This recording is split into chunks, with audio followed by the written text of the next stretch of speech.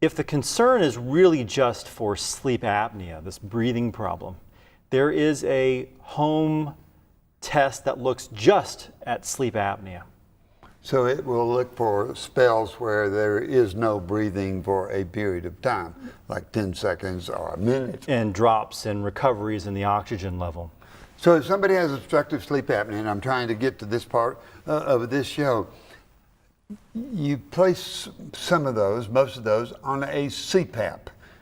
What is a CPAP and how cumbersome is it?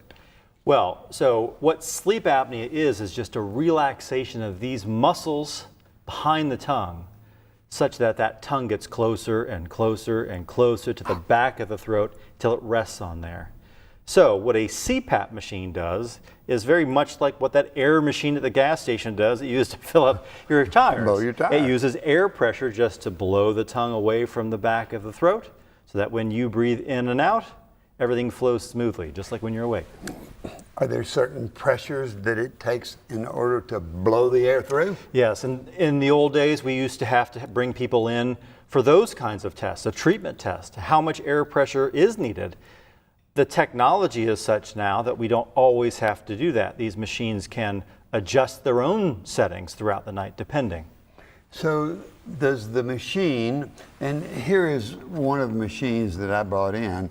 This is simple. It's just a simple machine that blows air through here, and that blows it into the mask so that air will come through and you won't have snoring or obstructive sleep apnea. Is that basically right? That's exactly right. I would say to most patients coming in that the machine itself, and they come in all shapes and sizes now, they even make travel size ones that are quite small. That small? So you can put that in your suitcase. Pretty easy. Exactly right. Yeah.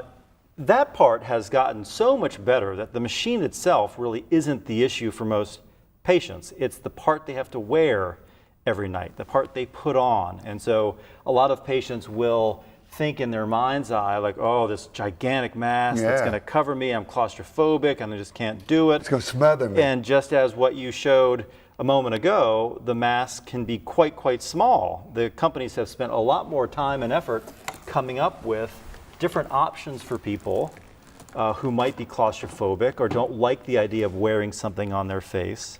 A lot of it depends on the personal characteristics of the sleeper, what position they like to sleep in and how much nasal congestion they have. So this apparently has some benefits to it that this rotates around.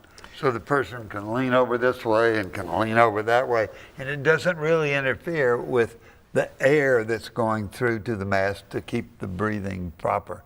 Are there advantages over this mobile head top? Well, yeah, so a lot of the patients will prefer a nice small mask, but one of the downsides of those is they're very particular about alignment. And if you're pulling this hose across you as you roll away from your nightstand, say, oftentimes it starts to pull on the mask itself and dislodge the mask, cause it to leak. So the mask designers have come up with alternatives to that allow the restless sleeper to still get a good fit. Do you have a computer inside the machine that tells you how long you're sleeping, how long you're using it, when there are leaks in there? Does it tell just about everything that's going on? Yeah, that part they've really done a great job with increasing the intelligence of these machines. So what I do every time I see patients back in for return visits is we download the CPAP machine, we review a report that it prints out, all about your apnea control and about how well the mask fits and are you using it the appropriate amount. So it just really pretty much tells you. Is there any cheating that the patient can do? There's no cheating, not anymore.